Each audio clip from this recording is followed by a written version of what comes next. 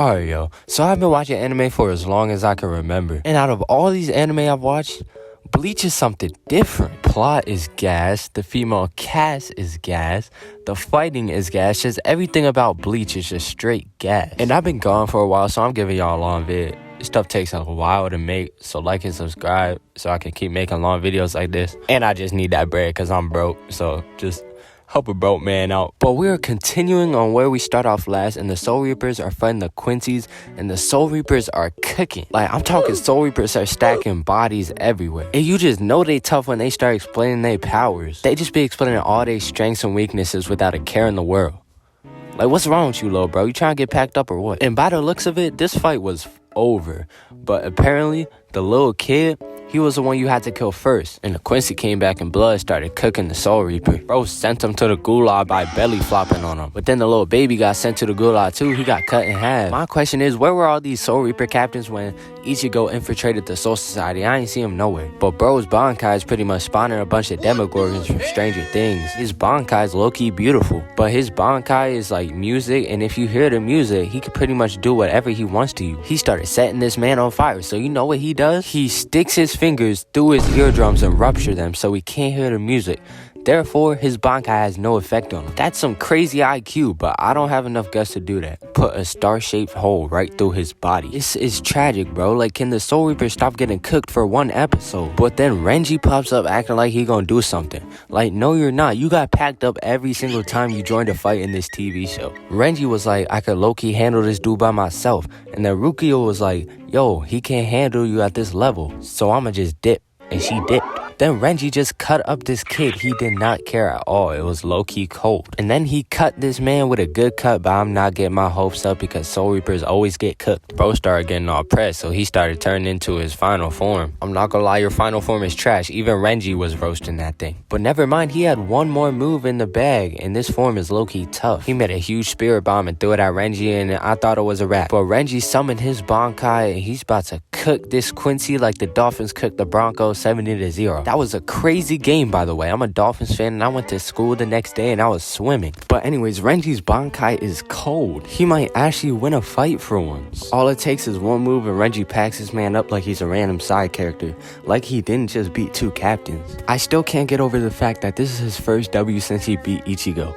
And that was before Ichigo even had any training of being a Soul Reaper. But we cut the scenes back to the Quincy leader, and apparently every time a Quincy dies, their powers go right back to him. And we finally got Ichigo getting some screen time in this season. Bro's the main character and got like 10 minutes of screen time during this whole fight. Like, Renji got more screen time than Ichigo. That's just sad. They told him the fight started 3 hours ago, so he jumped right down. He didn't consider fall damage. I guess it doesn't exist in the anime world. He started hyping himself up. He called Kisuke, and he was like, yo, whatever's happening down there, I'ma save y'all. It's about to get wicked, little.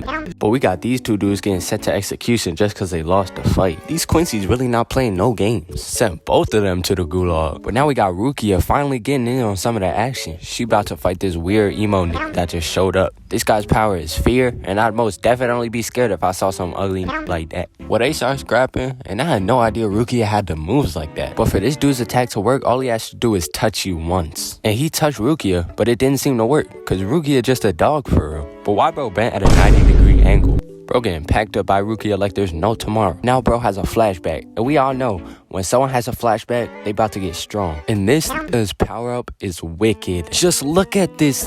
He is a definition of fear. He got Rukia trapped in a room, and it's almost a wrap for Rukia. But the GOAT himself comes to save her. Alright, let me stop glazing, but he looked kinda hard though. Bro puts no effort in while countering all of his attacks. Oh my gosh, bro, I'm actually done, bro. Who decided to make this character? Rukia uses her Bankai, and I'm not gonna lie, she is OP.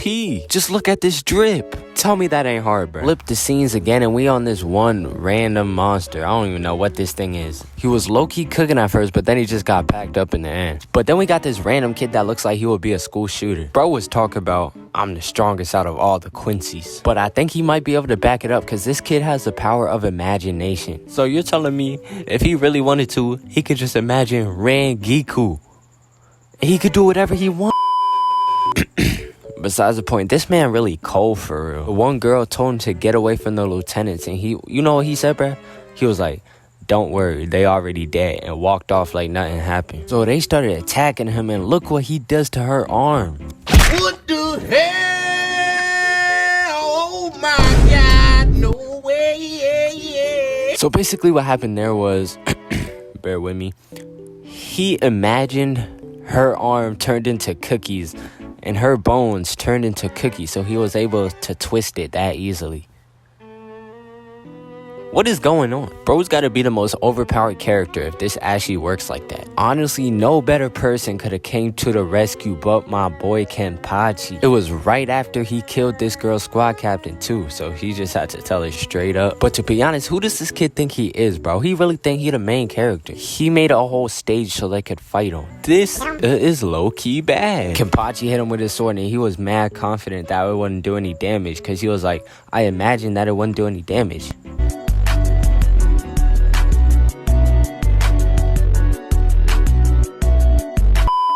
Of course that ain't work, bro. It's Kenpachi. He can cut through anything. What happened to this kid being one of the strongest quincies, bro? He's getting little bro by Kenpachi right now. Nah, bro, because why this animation low-key hard? I am the edge. Bro. But anyways, this kid got no idea what he just signed up for. But I'll give him credit where it's due, because he's low-key doing good against Kenpachi. One swing from Kenpachi's sword and it breaks this whole cube. And this kid's just standing there, hasn't taken his hands out of his pockets since the fight started. And this moment right here proves my point of why I said this kid looks like a school shooter. This man pulls out a blinky, and not just one, he pulls out dang near 50 of them and just starts lighting up Kenpachi. This must have went to the armory before this because he also got a missile. And after all that, Kenpachi is unfazed and he's the one that's doing the actual damage. It's looking like the Toji versus Gojo fight the way Kenpachi is cutting this man up. Then out of nowhere, this man uses shadow clone jutsu.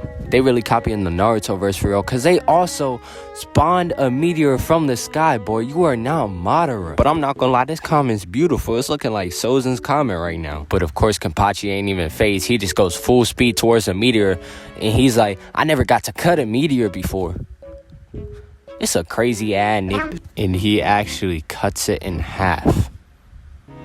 I'm done. Who do you know other than Saitama himself breaking open meteors? The dinosaurs couldn't even stop a meteor, and we got a human being cutting it in half with a sword. And look how big bro's sword just got. Well, after a lot of scrapping, he finally goes for the final blow, and then Kenpachi just slices this man up. Like, it's low-key tragic how he did this, man. And it turns out this dude's pretty much just a brain, and the body that he's in is just his imagination. So bro is nearly getting cooked by an internal organ. One way is post-dub, and Kenpachi is just walking around, and out of nowhere, this man cannot catch a break. He's getting jumped already. It hasn't even been a minute since he stopped fighting, and he's already back to fighting. This man's about to die, bro. And then we got this girl right here just chomping his heads off. One ways they get to scrapping, and Kenpachi is absolutely getting cooked. He just got done with the big battle, and he's getting into another one. There's no way he's making out of this alive. That's what we all thought. Then we got my boy Ichigo falling out of the sky, not taking fall damage. You already know it's about to go down, bro. He's got the whole Soul Society hyped up just by his mere presence. He came in and started cooking all these kids like it was nothing. And like always, he comes in with the drip. No one in this show is as drippy as Ichigo himself. And he's winning a 5v1 right now, not even trying. He was cooking them so bad they got mad and went into their special powers, and they still got cooked. Like, that's crazy. It's straight haymaker after haymaker in this fight, bro. But as much as I would like to go through this masterpiece, I don't really got time for all that. And I still got like 8 episodes to cover, bro. So like, I'ma just like skip past this, get to the good part, alright? Peace. When it is, you already know my boy Ichigo cooks him up. And then there's just mad niggas popping up, bro. Like, mad people trying to jump him. And then my boy Yacht appears. That's probably not how you say his name. I don't know how to say this German-ass name, bro. But anyways, apparently when Ichigo came through, it opened up like a pathway so they can get to the Soul King. And this is the first time Ichigo saw that uryu betray him, so he was low-key surprised. And bro, you already know, Orihime always got to save Ichigo, bro. He always got to. Anyways, uryu and them dip, and they're on their way to murk the Soul King. I wonder how that's gonna turn out. That's gonna be fire. Again, I really don't want to go over all these fights. Like, I've already seen this fight like 10 times. I don't want to watch it again. But you know what's even better than the fights? Yorichi. I was low-key getting bored for a second, but she just made it 10 times better. I had to take a little trip to the bathroom in the middle of the show. If you know, you know. I'm gonna just give y'all a real fast summary of some of these fights. This weird pops up with a whole bunch of Iran cars, and they just start scrapping with the quincies. But why is this man so zesty? Like, his power is literally love. This is gay. Nah, let me stop. Don't cancel me, YouTube. And bro, this just blew my mind. This girl, she has the power to like create zombies if they touch her blood, right? So one of these zombies of hers was one of the captains. My favorite captain, bro. They just had to do my boy like this. But he just starts going straight demon time. Murking niggas back and forth. And he murked Mr. Clean too. He's just catching bodies because he needs them. And then he slashes them in his face. This dude is dead. Then this zesty Iran card thinks he has a chance and he gets murked too. And now it's captain versus captain.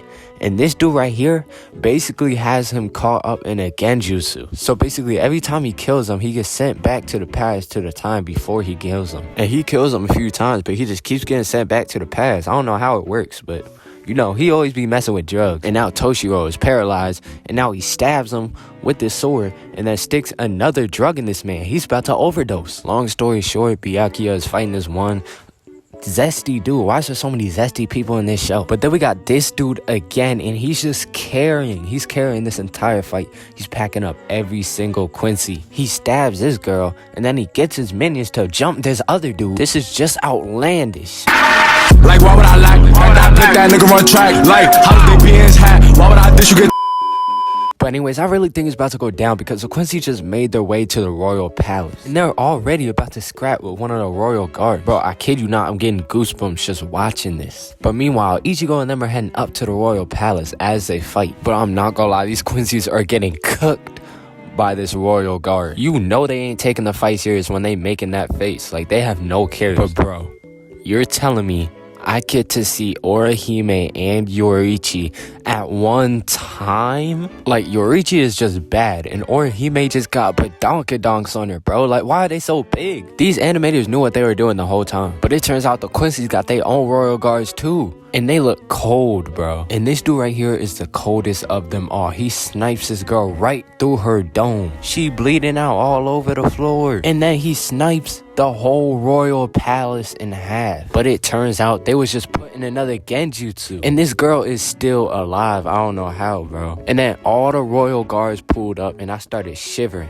We got this fat right here. This other fat and apparently she trapped them in this cage so they can't get out. And we also got my second favorite, the dude with the bad haircut. You are not Elvis Presley, my boy. Get a haircut. But then my all-time favorite, the creator of the Zanpakuto, starts murking kids as soon as he gets there. Made this kid start squirting a fountain of blood. But that's just body number one. He gets body number two. The dude that I thought was cold gets cut in just a second. Then he throws a sword right through this nigga's head. Then he cuts this dude up. He just clutched a 4v1. But then we got the Quincy leader. He somehow escapes the prison because, you know, this plot is crazy. Then he starts beefing with Ichibe, and he called him by his full name. And Ichibe don't like when people call him by his full name. And then these kids right here popped up, and oh my gosh.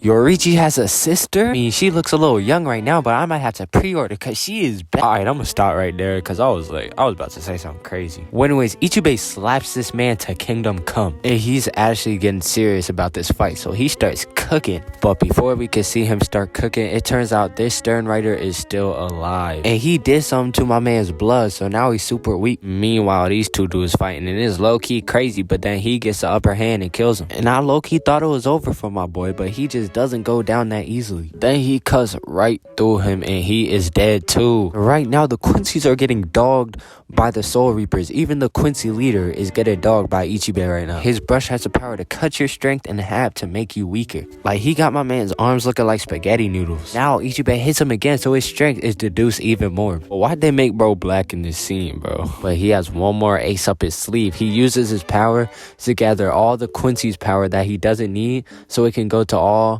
his royal guards and him, making them like 10 times stronger. And the Quincy's are heated, bro. They did not know there was finna be sacrifices for the king. But now all the Quincy's that they killed, they turn back to life 10 times stronger.